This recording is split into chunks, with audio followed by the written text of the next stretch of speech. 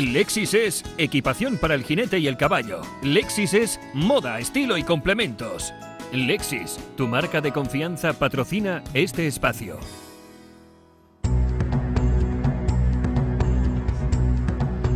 En el panorama ecuestre nacional, el lío está en los tribunales porque hay novedades en el caso de los recursos presentados contra la resolución de la Junta Electoral de la Federación Hípica Española, de la que salieron los miembros de la Asamblea General tras las pasadas elecciones celebradas en septiembre de 2020, es decir, la Asamblea que ahora mismo preside Javier Revuelta. Esos recursos fueron presentados por José Ignacio Merladet en su condición de presidente de la Federación Vasca de Hípica y por el expresidente de la Federación Balear de Hípica, Gerardo Ortega, en su propio nombre y en su condición de elector y elegible por el estamento de deportistas.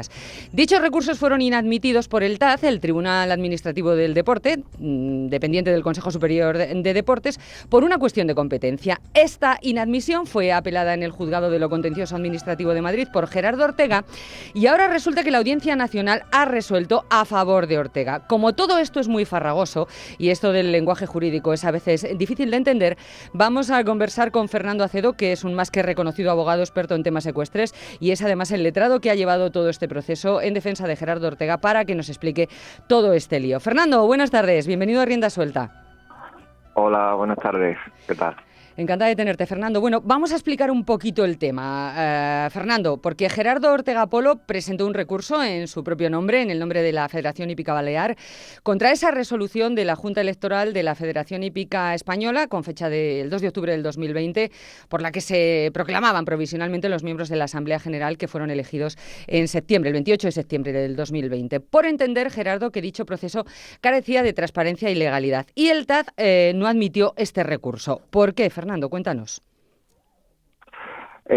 Bueno, el TAD de alguna forma reproduce lo que ya había manifestado la Junta Electoral Federativa y no le quiso reconocer legitimación, o sea, capacidad para recurrir, considerando que no tenía interés legítimo para poder interponer esos recursos de aspectos que eran claramente evidentes respecto a las irregularidades que se habían detectado en el procedimiento electoral, sobre todo relativo al voto por correo y el tema de que la circunscripción en la mayoría de los estamentos era única. Estamos en plena COVID, estábamos hablando de 2020, septiembre, esa segunda ola importante de COVID en España y claro, celebrar un proceso electoral en esas condiciones y con esa falta de garantías pues provocó que hubiera diferentes recursos y diferentes quejas que ninguna fueron estimadas ni atendidas por la Junta Electoral Federativa y que eso obligó a Gerardo básicamente y a una serie de señores que también le apoyaban a tener que irse a los tribunales. Sí. Bueno, vosotros, el TAD dice que no admite esto, vosotros recurrís por la vía contenciosa administrativa, Fernando, y ahora resulta que se os da la razón y lo dice en una nueva sentencia la Audiencia Nacional que dice que Gerardo Ortega, al solicitar que se impugnara ese proceso electoral, sí que estaba legitimado para hacerlo. Esto dice más o menos la sentencia, Fernando. Sí, esta sentencia digamos que es una segunda instancia, una apelación, porque ya hubo una sentencia anterior que también nos confirmó el derecho, que era la del Tribunal Central de lo Contencioso Administrativo, y lo que hizo fue que la Federación lo recurrió y la Audiencia Nacional ahora lo que viene a confirmar es el anterior fallo y que detectan que las irregularidades que en su momento se denunciaron podían tener bastante de trascendencia e importancia y que por tanto le obliga al TAD a volver a considerar el asunto y estudiar el fondo de lo que nosotros planteamos, donde hay pruebas contundentes como actas notariales que creemos que tienen suficiente entidad como para poder demostrar la veracidad de lo que veníamos denunciando.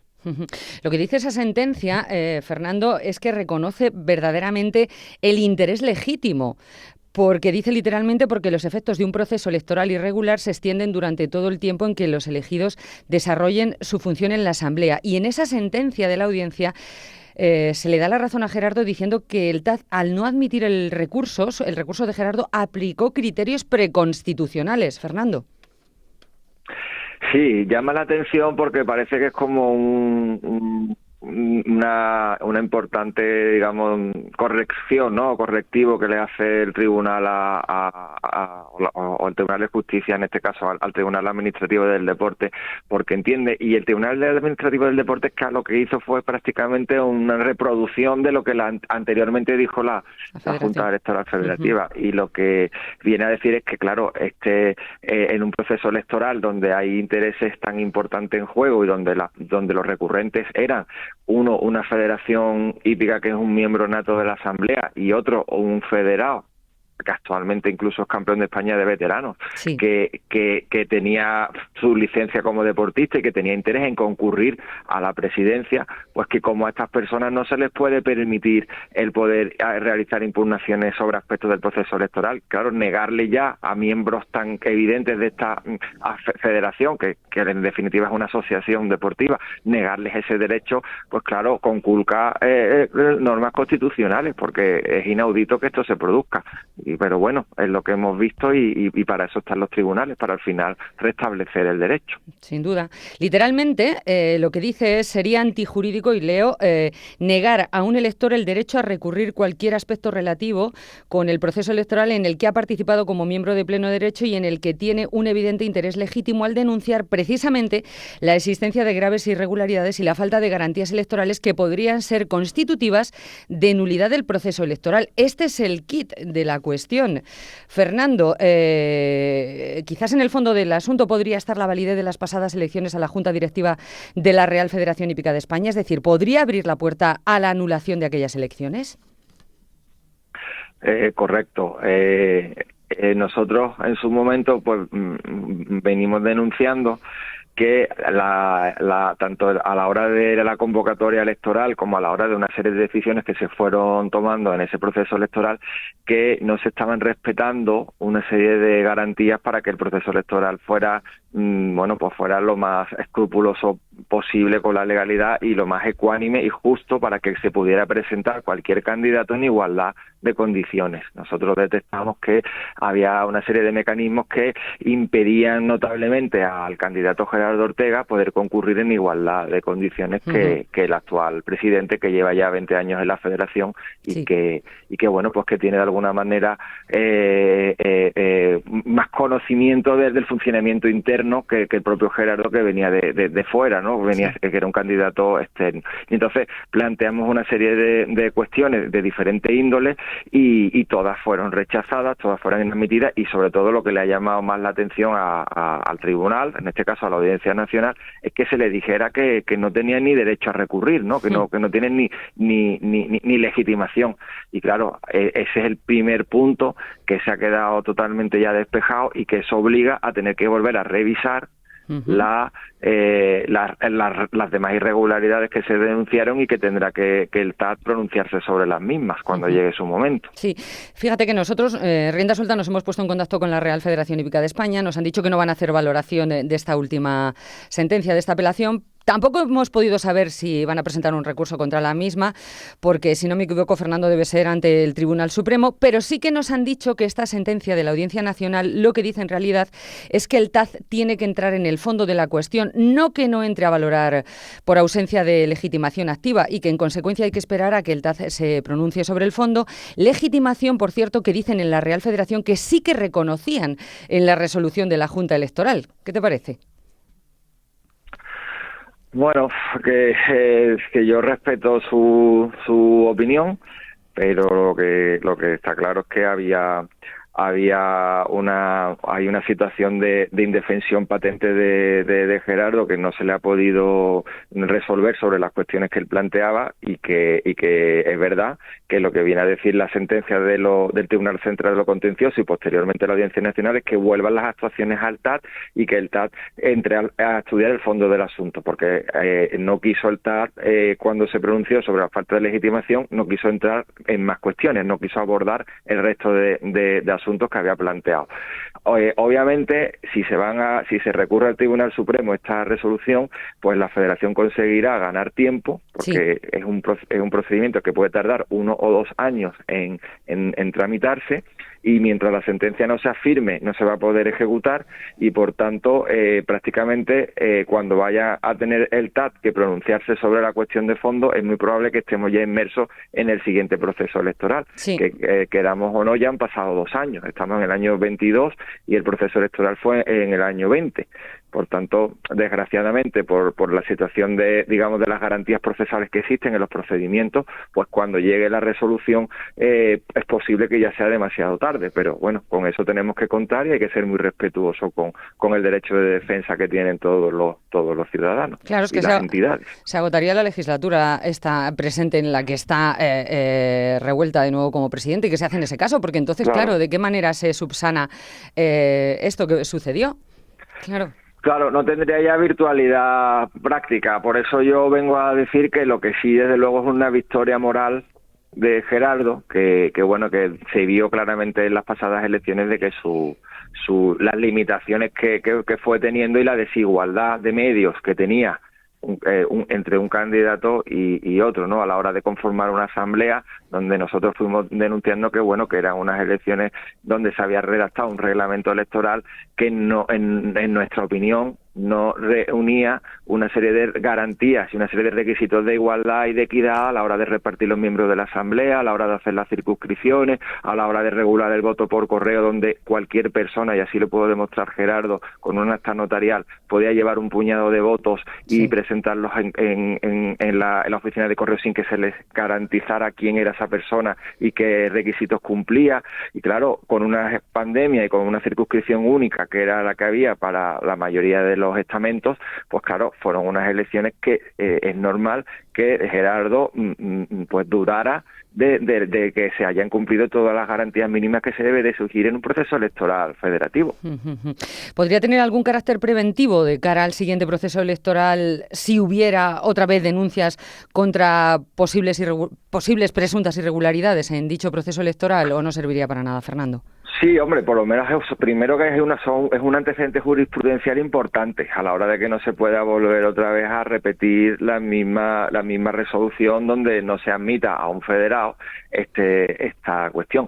Y además la Federación está ahora mismo abordando también otro tipo de frentes, tiene más frentes jurídicos abiertos, ¿no? Uh-huh. Y ahí me viene un poco a la cabeza, hay un símil en una situación parecida en la que la Federación, por ejemplo, está negando a determinados asambleístas y a determinados federados información sobre determinados contratos, determinados ingresos que percibe determinadas personas contratadas por la Federación. Está, negando el derecho de información. También lo mismo, no tiene interés legítimo para obtener esa información. Y claro, esa postura creo que con esta sentencia también ayuda a hacerles ver que la transparencia y la información y la legitimación la debe de tener cualquier federado, porque un federado es ya de por sí un miembro de esa federación y debe de tener acceso a ese tipo de información que también se está negando. Por tanto, creo que es una sentencia que sí es un aviso importante a los navegantes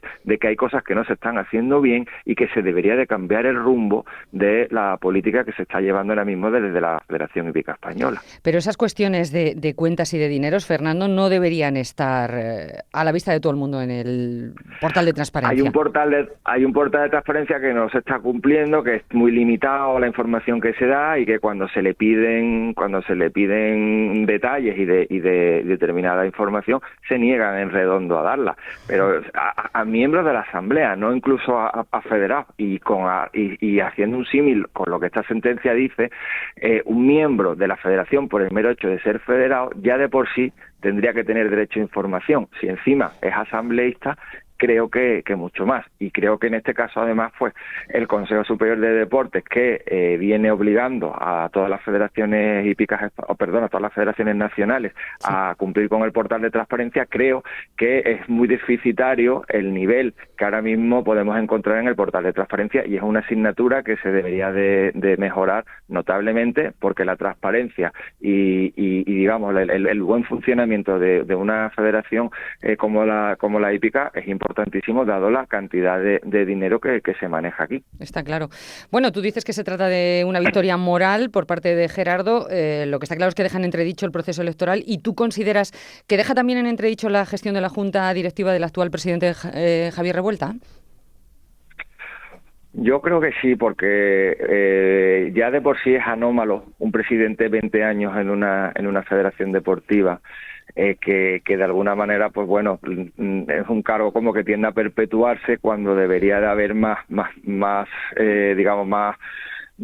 capacidad de que cualquier candidato se pudiera presentar en igualdad de condiciones. Y nosotros lo que hemos estado denunciando desde el principio del proceso electoral es que la candidatura de Gerardo no se presentaba en igualdad de condiciones, porque se había redactado un reglamento electoral muy, favorable a que las candidaturas continuistas pudieran permanecer, porque obviamente con unos votos por correo es más fácil manipular las elecciones que con un voto presencial. Con una circunscripción única es más fácil manipular las elecciones que con una circunscripción en diferentes sedes. Y ya no me refiero de una manipulación personal, que nosotros no acusamos a nadie, me refiero a que es más complejo articular una candidatura, porque la tendencia de la gente es, mover a la gente hasta Madrid para realizar el voto es muy complicado. Claro.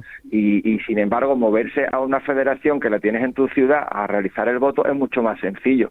Entonces, claro, ahí había una desigualdad importantísima, y creo que no cuesta ningún trabajo pues tratar de ser lo más ecuánime posible y tratar de demostrar que cualquiera se puede presentar a unas elecciones, a una federación hípica, y no que el candidato que ya está, que lleva mucho tiempo, tenga muchas más facilidades, más posibilidades de repetir el cargo que no el que viene de fuera. Y es un poco lo que creo que se debería de haber cuidado, y que espero que en las próximas elecciones todas esas cuestiones se miren mejor y se haga un proceso mucho más equitativo.